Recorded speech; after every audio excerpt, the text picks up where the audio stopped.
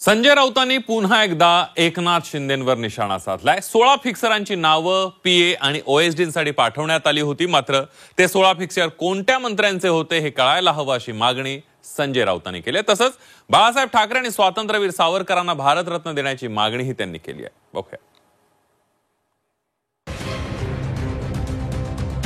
Fixer पीएची शिफारस करणारे मंत्री कोण? भ्रष्टाचारी ओएसडींसाठी कोणत्या मंत्र्यांची शिफारस? त्या मंत्र्यांची नावं जाहीर करण्याची मागणी। मुख्यमंत्री देवेंद्र फडणवीसांनी ओएसडी आणि पीए नेमताना निष्कलंक अधिकाऱ्यांची नियुक्ती व्हावी असा आग्रह धरला होता। याच धोरणाचा भाग म्हणून फडणवीसांनी 16 ओएसडी आणि पीएनच्या नावावर फुली मारली।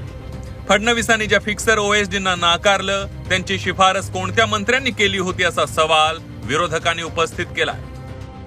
16 फिक्सर मंत्र्यांनी त्यांची नावं पाठवली, पीए म्हणून, ओएसडी म्हणून।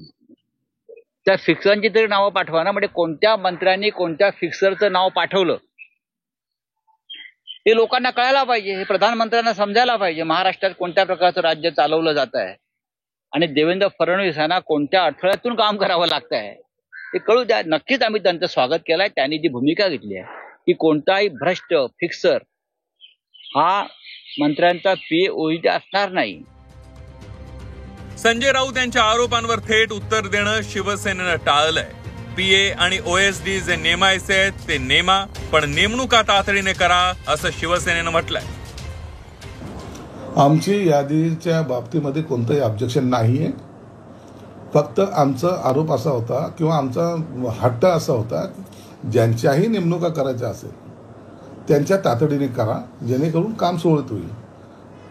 कोणता घ्यायचा कोणता नाही घ्यायचा हे सर्व अधिकार हा मुख्यमंत्र्याचा असतो आणि मग मुख्यमंत्र्यांनी एखाद्याच्या नावाला यस म्हणलं तर तो चांगला, नो म्हणलं तर तो वाईट, असातला नाही। आवडीचे पीए न मिळाल्यानं महायुतीच्या मंत्र्यांमध्ये नाराजी असणार आहे। आता विरोधक त्या मंत्र्यांची नावं जाहीर करण्याची मागणी करू लागल्यात। आवडीचे पीएस मिळाले नाही तर येत्या काळात शिफारस करणाऱ्यांची नावं तर जाहीर होणार नाहीत ना, अशी धाकधूक त्या मंत्र्यांना लागली असावी। अमोल पेडणेकर, झी 24 तास, मुंबई।